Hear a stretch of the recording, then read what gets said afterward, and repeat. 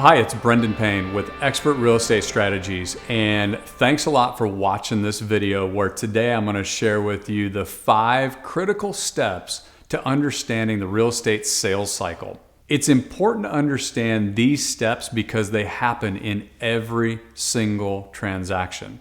Now, the interesting thing is you as the agent don't come in until the middle. The first step in the sales cycle is where the prospect, and we're going to use sellers right now, where that seller client begins to think about the desire or the need to possibly sell their home or their property. So they're actually just kind of thinking about some things, and so they go ahead and begin to do some research on their own to start establishing in their mind kind of what they think the value is. So this might be somebody that's, looking at the newspaper, looking at signs, looking at the internet, and just kind of seeing what's around. They're thinking there might be a possibility that they'll sell, but that's about as far as they've gotten. Number 2 is where they actually start to form an opinion based on the research that they did on their property about what the market is like. So they go and they figure out that their property is, worth $200,000 and they only bought it for $150,000. They're excited about it. They're going to say the market's great. Now, the same person that bought in 2005, maybe at the peak of the market, who paid $250,000 and now it's worth $200,000, is going to look and say, boy, this market's still not come back.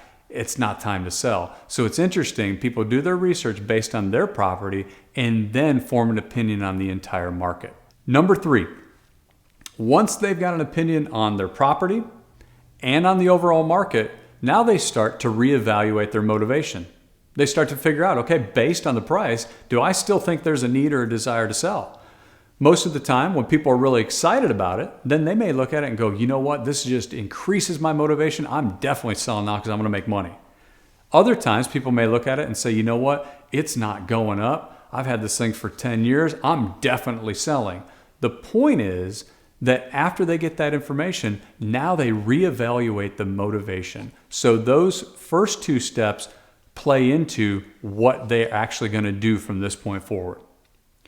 Step 4, now they're going to start looking for a trusted resource, someone that they could use to help them with that sale should they decide to move forward.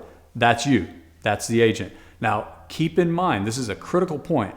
The agent doesn't come in until step 4 of the sales cycle. Isn't that interesting? Step 5 is where after they've identified someone that can actually possibly help them, that they trust, that's going to give them some information on what they think in the market. Now there's a reconciliation period. There's a time where the agent's going to bring their information, they're going to match it up with what the seller thinks, and then the seller's going to have to decide what they're going to do. That period in time is those 2 steps are the only ones that the agent's involved in. It's absolutely critical that you understand that because your process in the sales cycle comes in after all these opinions have been formed.